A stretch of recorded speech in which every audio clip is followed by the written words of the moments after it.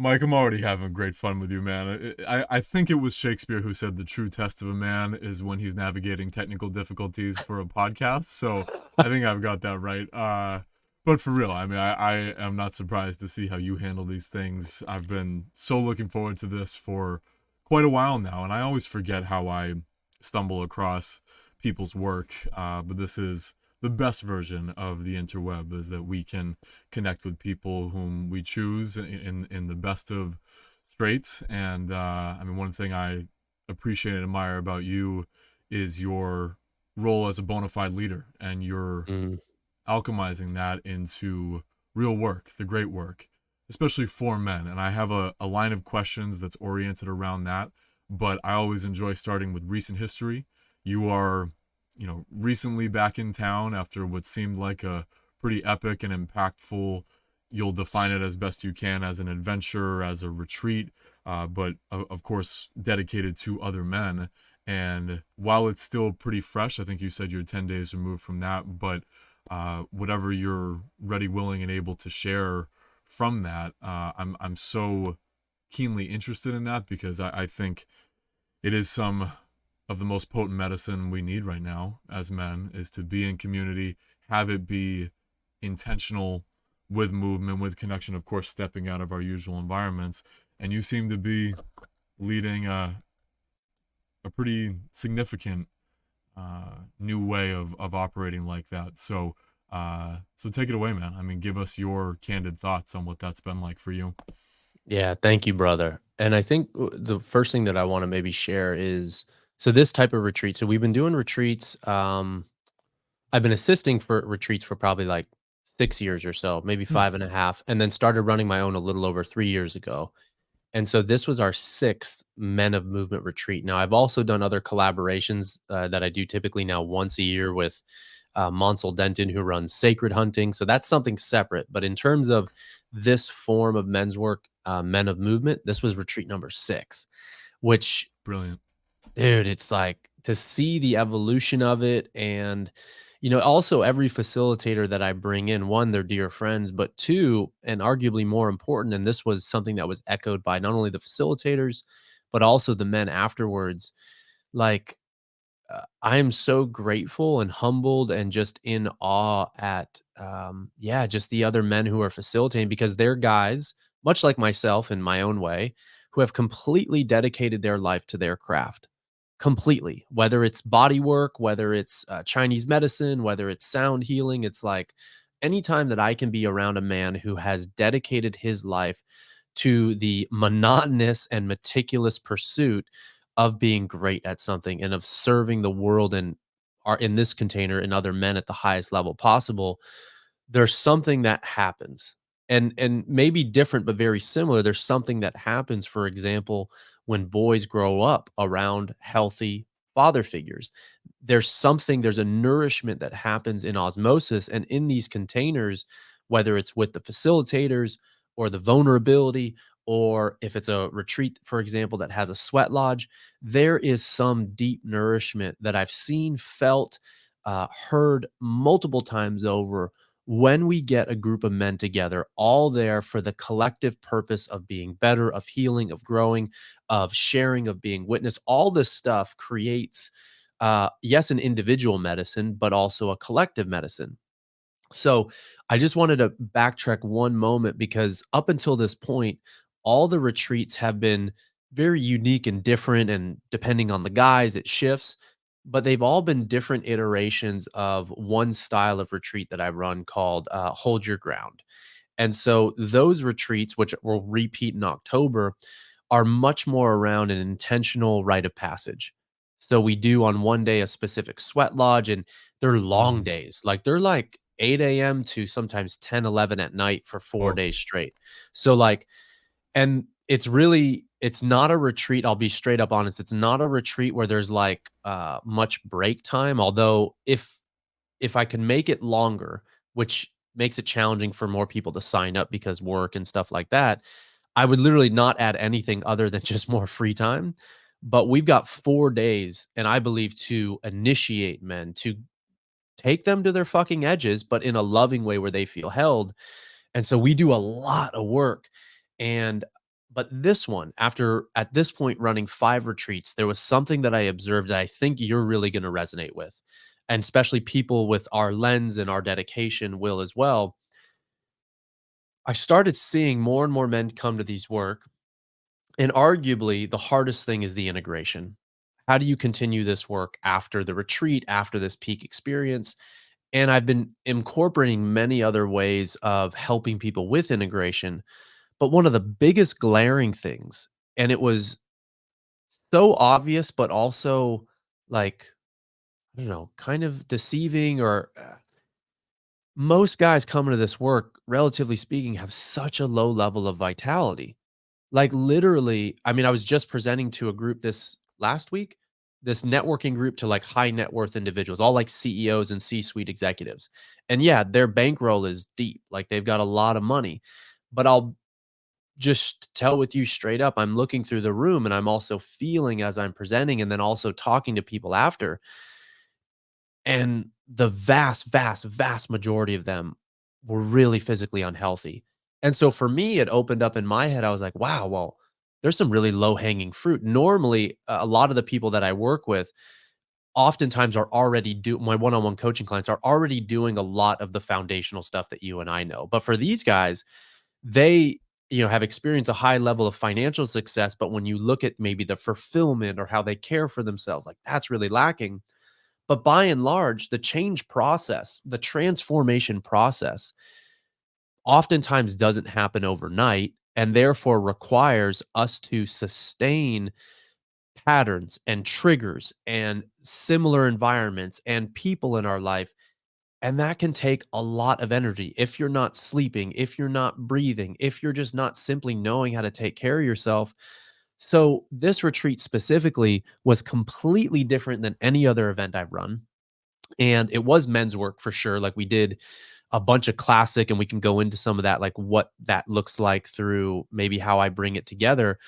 But it was the other 50% was around vitality and energy. Mhm. And so I brought in the best people that I have access to on my team to, on one of the days, in addition to lectures and teaching different components and more of a physical component, stretching, recovery, all that sort of stuff, each guy, we did basically 5 hours of one-on-one sessions, and I purposely made this group about a third the size of other retreats because 'cause I'm like, there's something really special about a large group, We've typically had between 16 and 20 people, or kinda large, kinda small, like it's Yeah. intimate enough.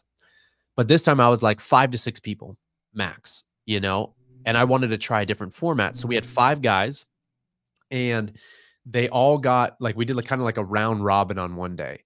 So they had Dr. Johnny Suarez, who's literally, I mean, Paul's been when I was working with Paul, like was asking Johnny like 10 years ago to be faculty and the path to do that. Like Johnny's been deep with functional medicine for years. He's a Chinese medicine doc. He's upper level Czech.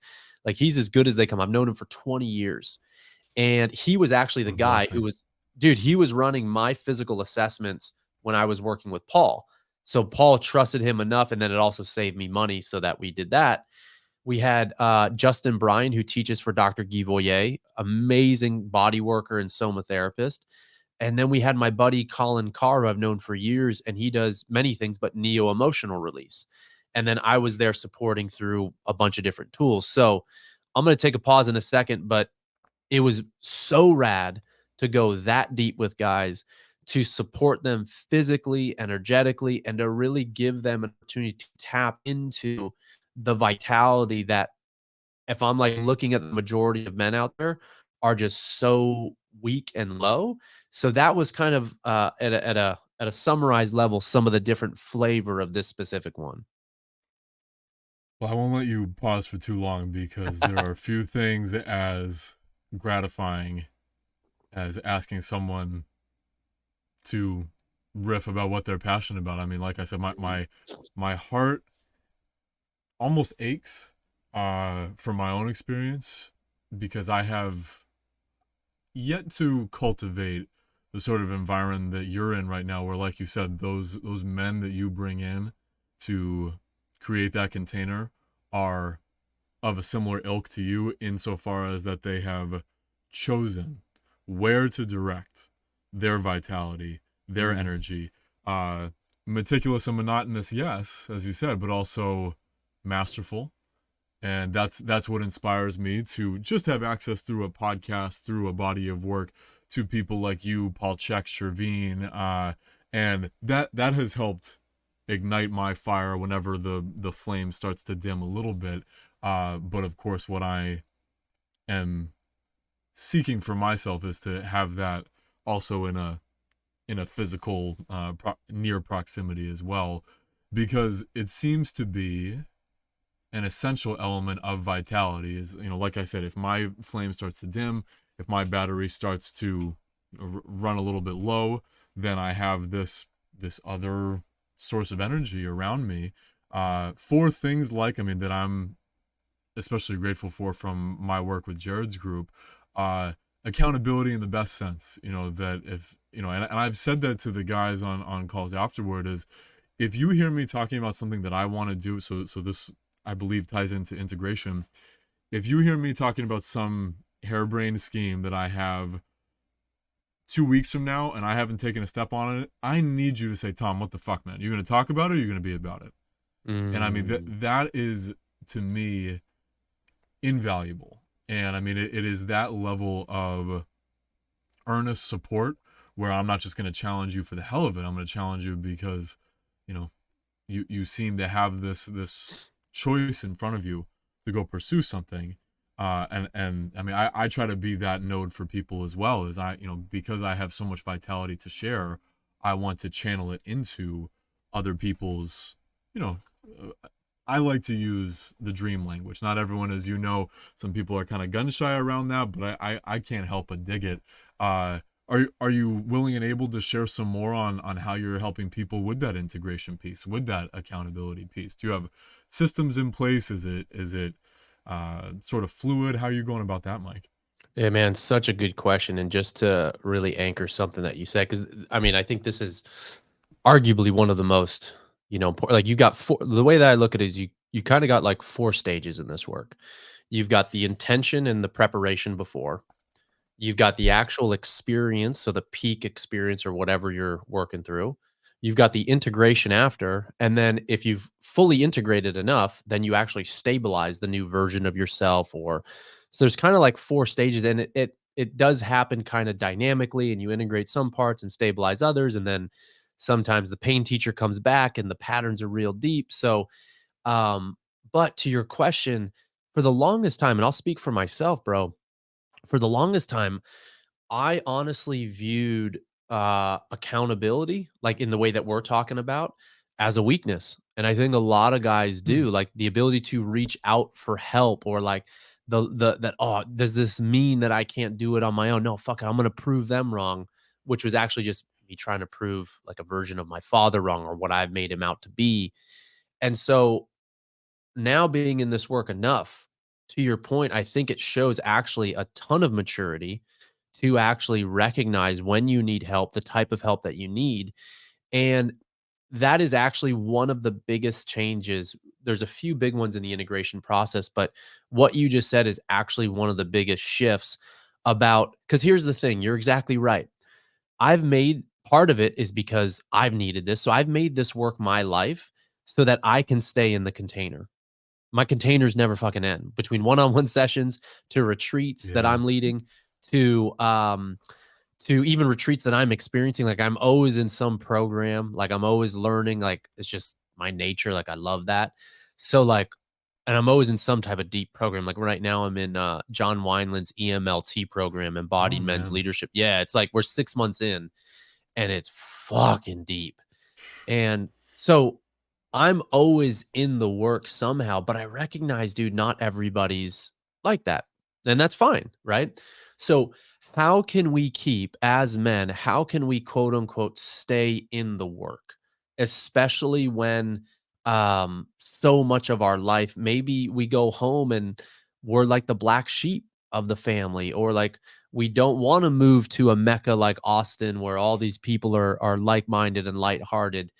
So how do we do that? And one of the things is to bring the retreat, or bring whatever you want to bring, the program, bring this energy back home with you by having a brother or a series of brother that you literally have on speed dial that you can hold yourself accountable. So if you're trying to do a new practice, let's just say Tai Chi.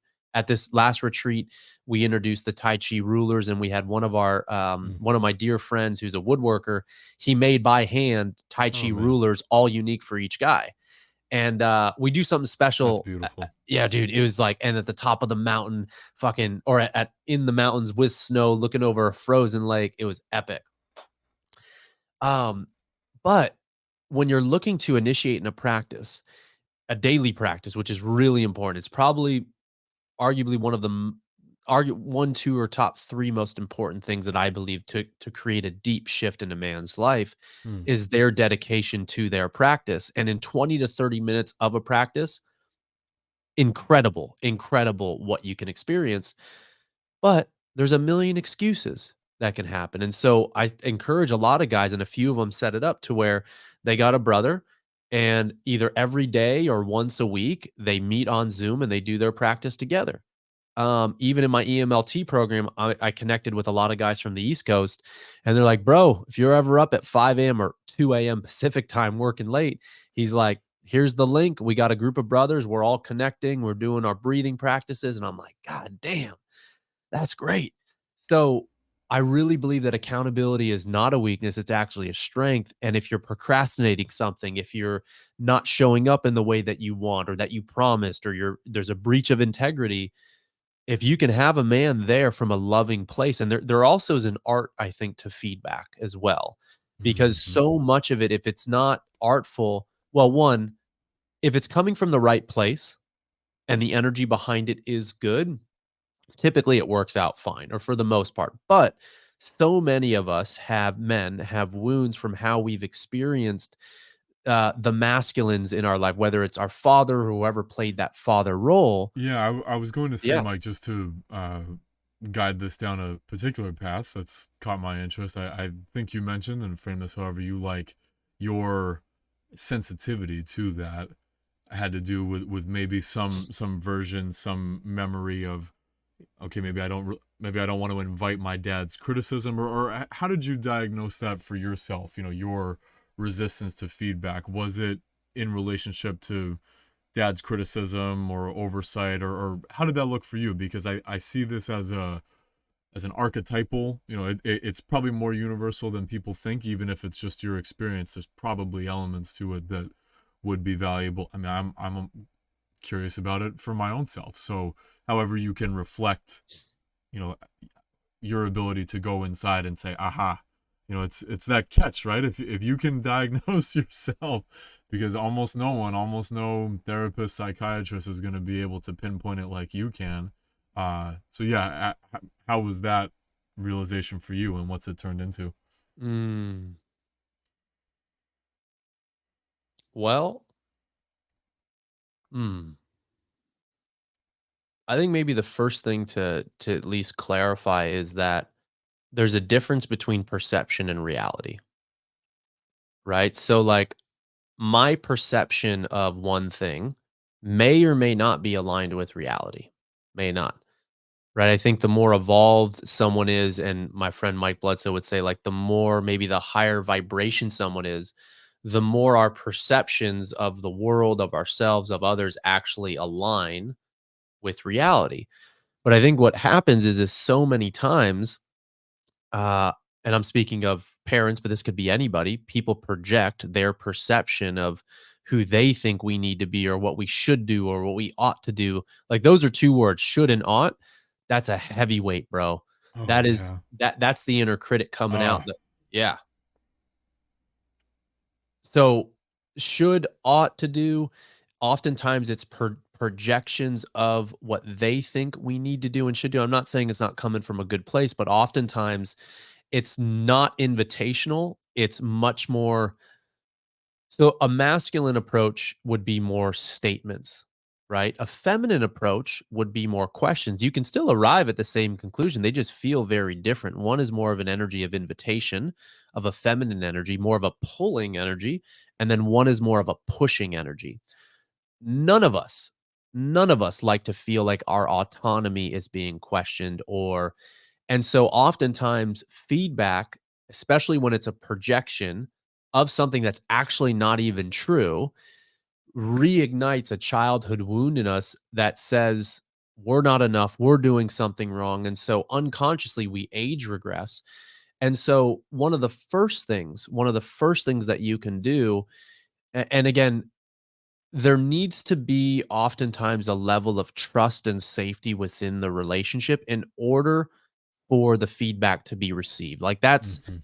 that's a given. Like, if someone off the street told me something, like, that was very sharp and cutting and stuff like that, like a sharp feedback, like, maybe I would listen, but by and large, more than likely, I'd be, "Who the fuck's this person? Like, what do they know?" It would take me some really big reflection to actually see and discern, like, is that really true? Is that not? So, the first thing is to establish a level of trust and safety, and this is why having a men's group can be so powerful because you're really creating a safe container for this work to be done. So the first thing is the safety and the trust, and that needs to be established and typically within a container for this stuff to work. Not always, but typically. The second thing is there needs to be permission. Like, I'm not just going to tell you whether it's spoken or like, for example, like even when I'm coaching though, even when I'm coaching, oftentimes I'll ask like, "Hey, I'm seeing something here. Would you mind if I shared it with you? Or I've got I some I for you." figured you'd be tuned into that. That's immediately what I thought of when it came to uh, trying to anticipate how feedback will be received. And so I think that's interesting that the permission approach. I'm sure you have a good blend of offering statements, but also that the question. One of my favorite ways if I'm introducing new health ideas, and nothing I offer is really that radical when I'm talking about drinking water out of glass with LMNT in it, but to say, have you considered? Not you Mhm. should be drinking LMNT, or have you considered electrolytes or things like that. So I like the permission tact. Yeah, and with that, there's so many ways to word a question. So like, um, let's just use the electrolyte thing. Like, I'm really seeing that you seem based off of your energy and what I'm seeing, like you really you seem to be devoid of some electrolytes. What do you think about that? How does that land for you? Do you agree? Do you disagree? Like, even just ending with a question can just start teasing into just a little bit more autonomy because Oh really yeah. in the coaching process, like there might be, I will say though, there might be a time where we need to play like a metaphoric father figure and kind of tell them as they're like validate them as they're learning how to self-validate themselves. But ultimately, we want them, the client, to develop a level of empowerment over their own life and their decisions. So permission, huge. Questions, more of a feminine approach. I've really realized like that's my style of coaching and really putting the power into the client's hands. But also too, um, there's 2 things that I wanted to share on this. So we talked about permission, more of a feminine approach. So we do things in the men's work called counsel, and we typically call it like a wisdom council. And I'll kind of give you an idea. There's many different formats and structures, but I'm going to share with you a general format. So typically we have a group of men, and let's say one guy's going. There might there might be a prompt. Let's just say like, I don't know, like, where are you feeling most blocked in your life? They'll explore it. They'll either journal it or share it with the group, and you give them a time constraint. You give them a container for this expression, the feminine expression to come out. Then after that, typically there's a time period where everybody in the circle can ask that man questions and really start teasing into like what's really fucking underneath this. What is he not saying? To really start pulling back the layers. Then after that, there's kind of like a phase in this council work where you kind of imagine the man's gone. Like, he's not even there. Like, there's a wall in between him. And what you end up doing is you end up speaking amongst the council because way back when we had a problem, we would oftentimes bring it to the council, to the leaders, to something, to a group of others that could see things that we couldn't see. This is why coaching and a lot of this work is so powerful because we get to experience an illumination of our blind spots that we're just can't see. So the men discuss it and they discuss what's shared and they discuss this thing amongst themselves. And then after they discuss it, we give very fucking laser feedback. And the feedback and the invitation for a practice or for whatever it is purely an invitation. And that man gets to choose, you know, even if it's very true what he's doing or what he needs to do, he still gets to be in the driver's seat and make that choice for himself. But in that way, what you find is now the feedback that I may give you, one man may give another, certainly could be valuable, certainly could be true, may be a projection. And at the same time, projections sometimes are true. But when you have a group of four, five, six, like a pod of guys, and let's just say five out of those six are seeing the same thing, the same pattern, then more than likely it's probably pretty true. And what I find is like, especially in the realm of embodiment, oftentimes the people around us are actually much better gauges of us than we are. So when they say like, "Hey, when you said those words, like I felt you collapse or I felt you kind of sink or I noticed you fidget or I noticed like there was something that came up. What was that? Tell me more." Like oftentimes we have so many unconscious tells when we're communicating, so that's just a very brief structure of what like a council could look like. And imagine if you bring a problem, Tom, that you're like really struggling with, a relationship problem, a financial problem, and you bring that and you get six different perspectives on that. And who knows, one of those guys, like I brought financial problem to my group or a challenge, and fucking I think it was two out of the five or two out of the six were fucking like financial advisors. And they're just like, dude, let's just hop on a call. Let's get you set up with QuickBooks. Let me help you out. And so, but if I didn't bring that problem to the council, one, I wouldn't get to, benefit from their expertise. But like, I didn't fucking go to college for finance. I don't have a business where I'm working with all these clients with all different challenges. I don't even know what questions to ask that they just think is like a default thing. So that's just some of the power of counsel and how feedback can come in. Um, and I'll share one more thing that we do Oh, in the please. feedback. Yeah, there's a lot. This is a big one, but there's a Oh, lot I'm more so to glad I this. asked. Yeah, it's This is so brilliant. yeah, because but there is times when, and typically it comes with permission, where I may say like, Tom, do I have permission, or is it cool if I be like brutally direct with you? And if you say yes, then there's a time for like some straight cutting feedback, because sometimes we need that sharp, literally like hot poker in you to really shake shit up, because Yeah. stuff's not moving, stuff's not shaking. So And there's that. most of us would be hard pressed to handle that from our wives. Yeah. Because as you're talking, I acknowledge how grateful I am that if I ever lay myself bare to some feedback from my lover of almost 11 years now, uh, you know, I do have to invite it. I do have to be open to it. But even still, if she observes something that I'm blind to, uh, more often than not, I'm grateful. I'm just thinking, okay, I have this built-in feedback. However, the triggers are still there. I mean, there's just those mother wounds that we're all called upon to resolve. But like, and most wives don't ask for permission either. They'll just bring they'll like, hey, I've had this poker resting on this fire for the last 6 hours, and now I'm gonna jab you with a surprise. So it's a much different element that you're creating. Uh, when we seek it out, when we know. I mean, I so much appreciate, Mike, how much you're talking about, even though we don't ascribe these things to masculine containers, the compassion, the safety that you create to then let it rip with guys. So I just wanted to interject with that. Yeah, and that's, you make a great point, because John said this multiple times, and I'm going to paraphrase, but like, as tough as the work is, like in his program, he's often said something to the effect of like, this is easy. Like, this is, you have a group of men that literally just want nothing but the best for you. Yeah.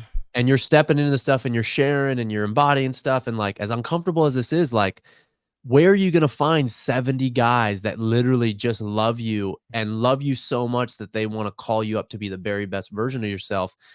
Like, it ain't going to always be like that. So No. why not play at level 11 here? Because you'll probably play at like level 1 when you'll do some of this stuff, but like, play all out. And but to your point too, with our feminine partners, actually, that's very natural for the feminine, like, women in general who have more of a feminine essence, especially, like, there oftentimes, like, there are, for lack of a better term, like, there are oracles. Like, they are way more perceptive and intuitive, Oh and, God, like, yeah. yeah, and so that, like, they will tell us when we lose presence. Like, Lauren says that to me, and it's actually one big trigger for me, like, when I'm maybe not being present with my son or with her. But if I'm being really honest, she's dead right, man. And Yep. so that is actually, like, like, triggering as it is, we have to reflect on, like, is that feedback actually true? Because not to say that it might not be shared artfully and that there's an art to communication that we can always work on, or a dialogue There in is. relationship, but they're just doing what's natural to them, man. And I wouldn't want anything else from them, and that's so much of what I learn, continue to learn, is that there's no compelling change, especially in a woman. It's more, like you said, for them to be functioning in a natural way. I think that sort of begs the precipitation that I be acting in my natural way. That so I have some lines of questions around that, but I feel like I derailed you. I know you said you wanted to expound on one more element of what we were talking about with this work, and it would be just Yeah. like me to derail you. No, no, no, no. It's this is good, bro. I'm really loving this. I think it has to do with like oftentimes, yeah, when we're in this work, like, it can be really helpful on, like, what will we love to see more of. So, like, not only Yeah, acknowledging what you're that's it. doing well, but, like, because so many of us guys, like, we, like, or not paradoxically, but, like, we just play small. Like, we don't realize that there's levels to this. So, like, you can call someone up in a loving way, like, "Hey, Tom, like, I fucking loved how you leaned into your intuition with these questions, man. I would actually love to see more of that." Like, so that just, I'm just Yeah. using shooting from the hip here, but, like, as opposed to, let's say, on a podcast where I've been and there's just a script of questions, like, as a guest, I don't usually like that if the conversation's going in a way. So your ability, I'll give you feedback right now, if that's okay. We Yes, of practice, course. yeah. Thank you. So your ability to flow with the conversation and take it where it wants to go and tune into my excitement or whatever's going on, like, man, that really unlocks something in me. So I'd love to see you lean in more into that and keep rolling with it, like, more of it. So that could also be a beautiful way to give someone feedback and really, like, confirm, like, oh shit, like, this part of me is being received well, and, like, I'm gonna fucking double down on this and let's see where the show goes. So I would love to see more of, could be a way too that you can help someone with feedback. I like that a lot. Now, thank you for that feedback. Of course, I'm gonna totally switch gears now and revert to my scripted questions. That's all But good. this is very much a parallel to these things you're talking about that we, uh, I'll say, have forgotten, that are aspects of the masculine. And one of them is this ability. I love that you brought up the council mic. I mean, we had an exercise with that. It was my first exercise. I haven't spoken about this yet, with a mandala that Mm. Jared and Edmund encouraged us to create based on our wisdom council. We have this really magical meditation, the seven directions, as Steiner coined it. And so we bow and we tune into the mineral kingdom, the plant kingdom, the animal kingdom, the human kingdom, the earthly realm, the planetary realm, and then back to our inner selves. And that was the structure of our mandala. And then how we continue to, it's not just a one-time thing.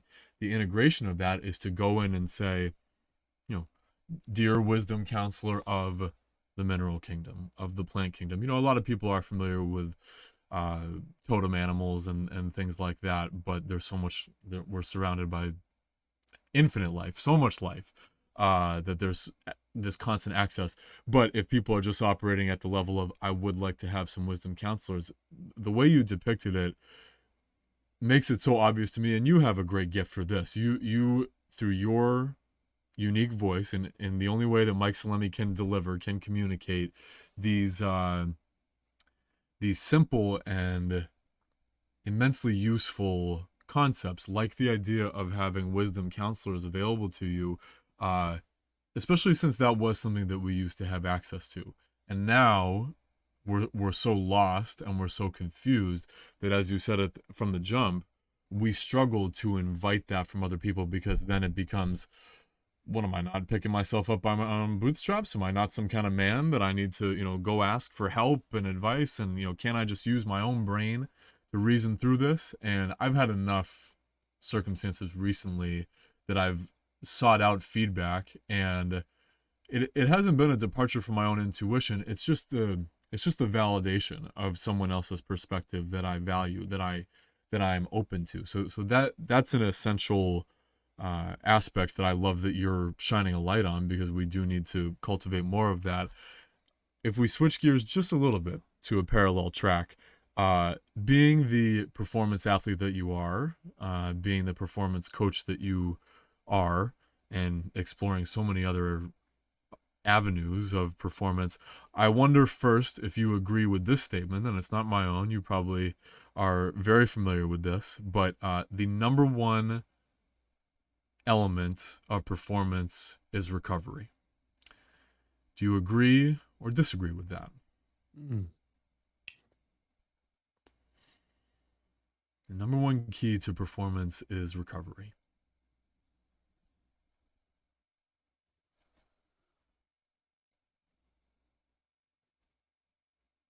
Mm. This is bad radio, but this is good podcasting when there's a pregnant, thoughtful pause. So I'm glad that I appreciate you giving it this level of thought Yeah, and it's a feeling. it's a good question. I mean, it's definitely up there. Okay. It's definitely up there. I'd really need to sit and reflect on, is it the number one? I would say Sure. recovery, and with that, I would say like health. Like I really believe that health is the foundation for high performance, and Yeah. So so so well-rounded health. yeah. And I'll qualify this by saying we don't even have to slot it at number one. The point I'm leading into, and this is where you can agree or disagree. I can tell you personally, I had a dream last night that I was pitching my coaching acumen and services to David Taylor. Do you know who David Taylor is?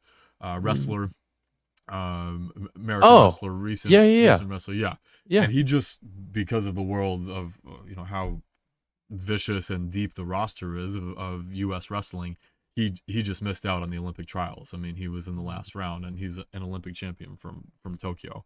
But he's someone I really respect as an athlete and as a family man, and he has a terrific presence in the world. And so in my dream, I'm pitching him on my services, and I'm, you know, trying to articulate to him the value of working in, of resting, of recovery. And he's, basically, he's like, Tom, yeah, but that all sounds great, but I need to fucking work. I need to sweat. And I find myself encountering this a lot, mostly from men, that they think the key to performance would be intensity, would be the volume. How many workouts how many two-a-days can I get in a week? And so where I'm steering this, to see if you agree or to see what the middle ground of this is, how do we persuade more men to work in? How do we persuade more men to be tuning into their young aspects? Because I mean, truly, from my own experience, the more I work in and the more I work on my body, and it's not times with energy out, the better I feel. The higher level I feel like I can compete at. But I haven't. I'm asking it coach to coach for a bit of advice here, because I am finding some obstacles with people articulating that, trying to persuade and not convince, but especially for men who I just see, they just think it's all about what I can do and how much I can exert and how much I can force my will and my I'll my battery has no bottom, because fuck it, Tom, I just got to keep going. And that seems like a bit of a plague right now for men, because I'm seeing it lead to injury, I'm seeing it lead to burnout. And I have a follow-up question about visits from the pain teacher, but you and I both know that if, with our perspective, if we can see that visit from the pain teacher is imminent, we love to curb that. So I know I'm throwing a lot at you, but and if I can clarify, I certainly will. But how do we persuade and exemplify for people the essential elements of recovery, of yang, of working in? And what's been your own experiences with that, Mike? Yeah, well, one, like, I mean, for lack of a better term, like what you said about the pain teacher, like sometimes, actually, oftentimes with men, it's not until that hits them and knocks them off their ass, or they get sick and they're Oh stopped in yeah, their own natural evolution that they actually wake up. Like I would say the vast majority of men kind of fall in that category. And so I think for us as coaches, part of it is like letting go of, we educate, you share your perspective, you model it, and you'll get attracted the right people for you at the right time. And then also recognizing like sometimes they're not ready to hear that in this phase of life. Like, for yeah, example, I've got some of the clients who have come to retreats and become clients and completely changed their life, like completely. And some of them are really, successful financially. And so they're like all of us, like when we first learned this stuff, we're screaming at the top of the mountain and they're like, yeah, call me like, "Hey, Mike, like, I want you to do a private retreat. I want you to come to our corporation and also teach here." I'm like, "Fucking A, let's go. All right." yeah. You got that, the model person and they completely changed their life. Like they're earning great money still, but they have fulfillment and they're being more present parents and relationships are changing. And yet they bring this to their friends, and not only is it crickets when they wanna set up like a custom, they all got the money, like all the it's not the financial in these situations I'm speaking of, the finances is not the issue. But literally, not only is it crickets, but they actually ridicule and make fun and, like, he's the odd guy, and, like, Uh, that's how I've been, most of my life back to middle school, high school. Like, I remember really? I was in how old was I? 10, 11. I think I was 10. My coach when I was a gymnast, was a two-time Olympian in Bulgaria. No, 2 or 3 time. Krasimir Dunev. He was the first man ever in history to do 7 release moves on the high bar. So, like, release, catch, release, catch. And if you look at him, like, type it, Krasimir Dunev, and you'll see his high bar routine online. And the dude was a jacked, like jacked on jack. Grew up in the Soviet system, left his Oh home fuck to yeah. train in that method. And then, like many athletes do, after the '96 Olympics, they'll, a lot of athletes stayed in the country. So he stayed. So it wasn't too long after. Actually, I was born in '86, so it was actually probably right Yep. after the Atlanta Games. So within probably 1 to 2 years of him still being in peak condition and not knowing if he was going to compete again, he was our coach. And so I remember he told me, and I was like, it was either me or the group had asked him, Krasimir, how do we look like you? Like, want to be, buff like you, buddy, or not buddy, but we just want to be buff like you. And he's like, first thing you got to do is you have to stop eating fast food. Now, right down my street, like a minute walk, they've changed now its own, but it's all still fast food. But it basically was pizza, Pizza Hut, Carl's Jr., McDonald's, and then Taco Bell right down my street. Yep. So that's, after practice for a long time, after practice and baseball and gymnastics, like, yeah, I still had home cooked meals, but it was just convenient. And so from an early age, I was like, my friends were like, "What are you doing? What are you doing?" And so all that to say is sometimes people are just not ready for the information. And oftentimes people do need a crisis for them to wake up. So what I will say That's is true. that, and then, so the pain teacher is directly connected to it. Is there another question you had? Because there's I think a few more areas on that one. Keep keep rolling. I think Cool. you're gonna weave it right in perfectly. Yeah, man, because this is a big question, right? Like we know recovery is the name of the game. We know that your the quality and the potency of your yang is directly impacted by the well of your yin. So the deeper your yin and the more vast that you have energy reserves and the ability to cultivate that, the more sharp and laser focused your expression will be. We know that. But why do people not listen? A lot of it's the first part. But then the second thing, like when you were sharing that example of I forget who, but the person you were mentioning, or the not Kyle Dake, David Taylor, and I think a big part of it is, yes, the pain teacher oftentimes needs to come for men. They need to be knocked on their ass. They're not ready for it in this phase of life, but there's some belief system underneath that that has informed why they view the world themselves that way. Like, where did they learn? Like, for example, Paul. Like, Paul grew up and was like, I forget where, but he was like in, I think, I don't know if it was Yogananda's, but in he was a part of Yeah, the meditation fellowship in San Diego from a young age. So it's like yeah. his upbringing, his environment, like he was taught these principles from a very young age, and it was for the most part supported by his mom. So there's an underlying belief system for all of us, and what we see, what we hear, and what we feel as kids that inform how we view the world.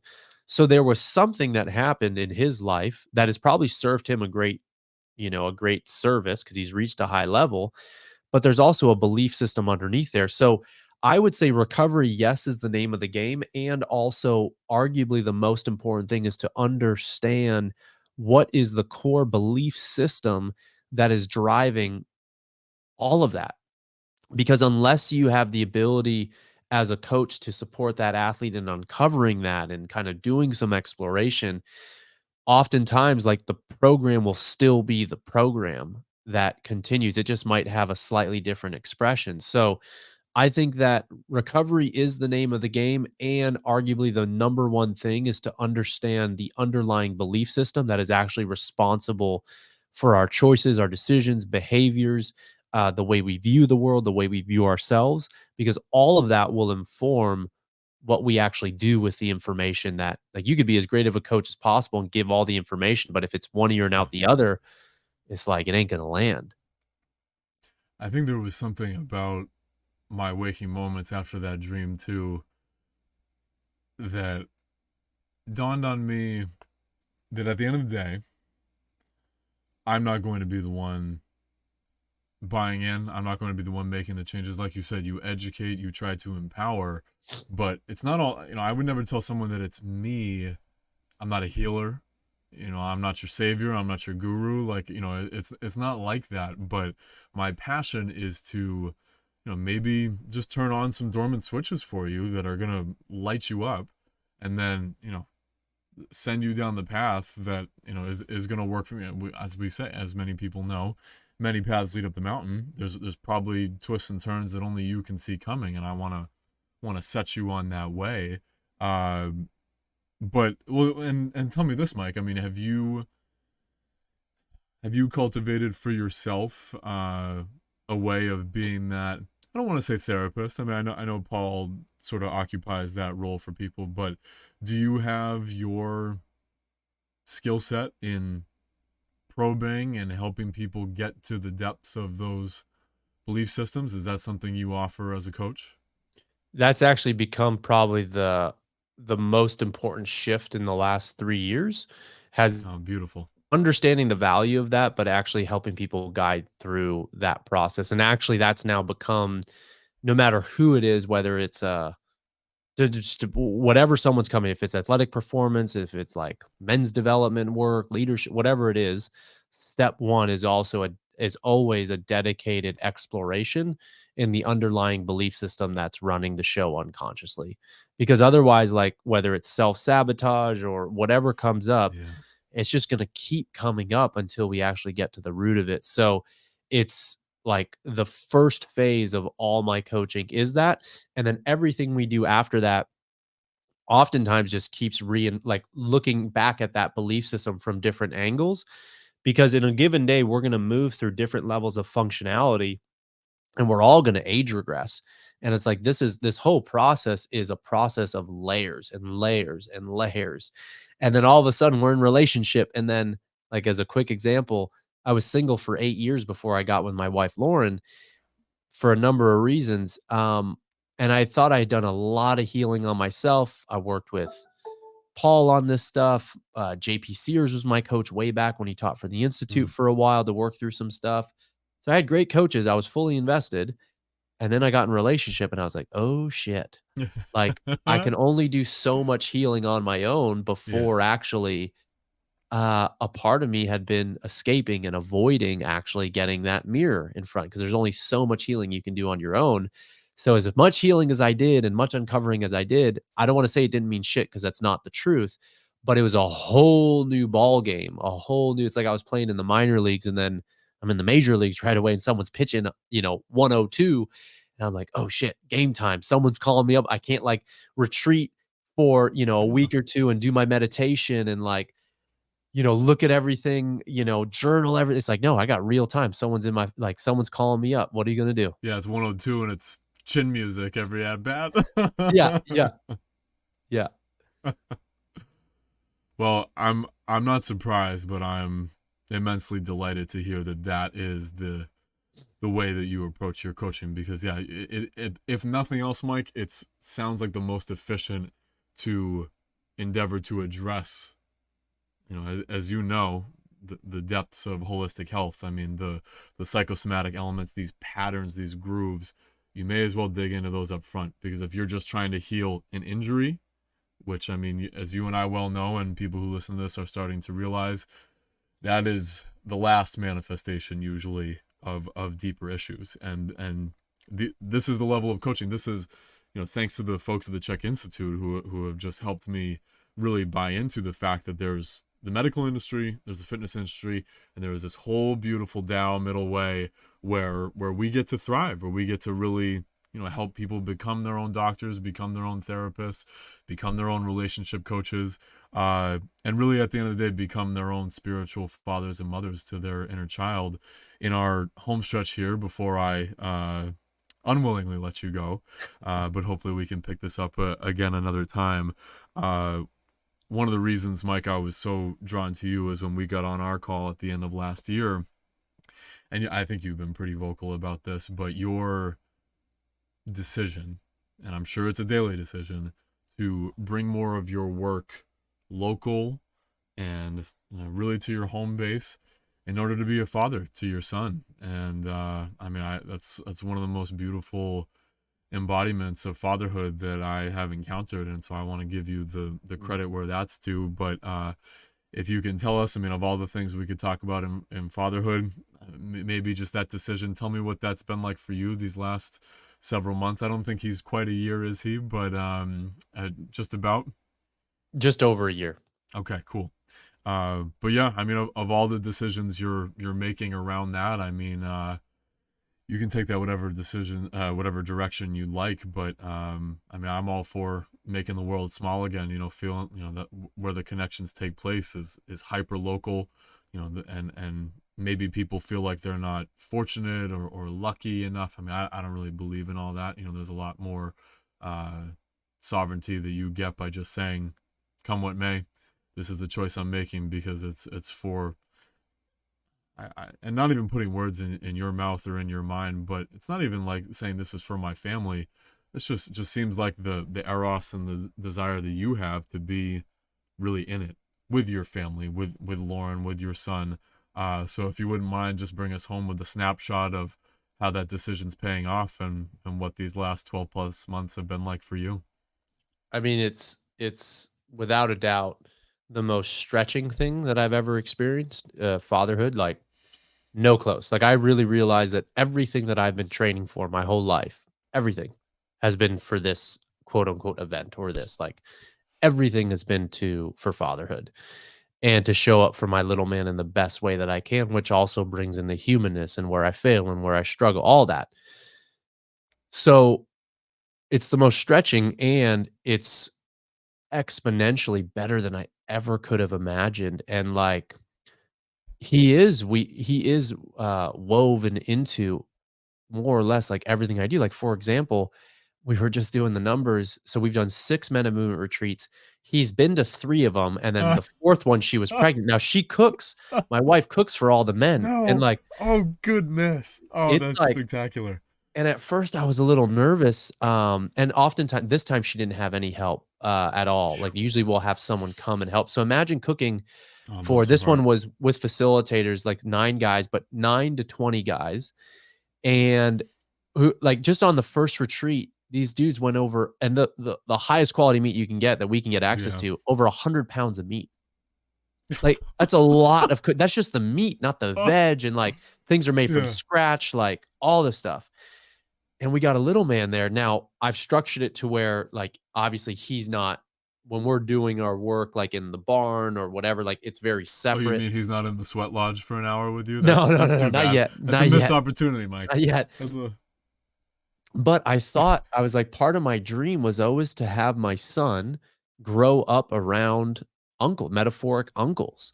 Like, that's like a nourishment that I feel so many of us kids wanted and needed, was to grow up in some semblance of community. And what I've realized bringing him to these retreats, now again, he's in the kitchen or with Lauren or whatever, but on the breaks or when we eat and Lauren serves the food, he comes out and dude, I think what do I call it? Sweet baby medicine. Like, there's a very sweet medicine in children because like, he to me, and I use, like, inner child kinda work, or just, like, the reflecting and tuning into our little boys and what we were needing or what we wanted to hear in a lot of the work that I do. And when you have a little boy there or a little girl there, it, like, immediately, like, the innocence, the purity, it's in all of us. And so one of the things I love is, at this retreat on the breaks or on the meals, like, I mean, I think every single guy took Luca, my son, and took him for a walk and held him, and he's pointing him where they're like, "Where do you wanna go?" And he can't really speak yet, but he's like, "There, there," or points. And it's just so sweet to see that. So and I told the guys, like, obviously it was not a disruption to our sessions, but I told them, I was like, "Okay, so this men's work that we're doing, right? It's meant to help us in real life, like, not like a metaphorical thing where we go on a mountain, and it's like, no, like, how do we integrate these things?" And I told him, I was like, "You're getting to see me in real fucking life. Like, this is my life. I got my son here. You got like, this is my wife. Like, this is my family." And it's an honor to be able to share that with him, but also to show, like, this work is not meant, like, the hermit on the top of the mountain is actually not the work. Like, I'm sure we've all heard in some capacity, like, even in yoga, like, what you do on the mat is so that you can take it off the mat. Like, so I really feel blessed that I can bring my son into this and expose him to that. And, like, there's certain things that we'll do for fun. Like, I drum with him all the time. He drums. And yeah. so, yeah, man, he's the best thing in my life with me and my wife by a long shot. And he is very much and will be integrated in some capacity into this work. Because I feel it's important for me, for him, for my wife, and for the men to see, like, we have to bring the family, I believe, into this Yes. stuff. It's not like this separate, otherwise, why are we doing this work? Like, what's the Yeah. point? Like, so that's just what it means to me. That's a phenomenal snapshot into walking the dream line, and I'll echo this to people. It is called the dream line, but there's nothing fantastic. There's nothing unreal about it. It's so that you Mhm. can, like you said, so you can bring it into your reality and you can bring it into as many scenarios and relationships and be the full on you. And not say like, okay, I'm saving the best of me for when I've done all my journaling and everything's going my way. It's no, I think that's a great part of possibly being a man, is just that readiness, that preparedness. And I love, Mike, that you said that your training, your experience, your life's education has been in preparation of this leg of your dream line. uh, I'm happy to give you the last word if there are any final musings you'd like to share, but allow me to first say that it's been a great pleasure and a privilege and a ton of fun. I mean, I'm glad I get to listen back to this. I've taken notes still, but for you to share like you do, and I expected as much. But this is a great honor when I get to have this space with men like yourself. But as I said, I'm happy to give you the last word if there's anything you would care to share more.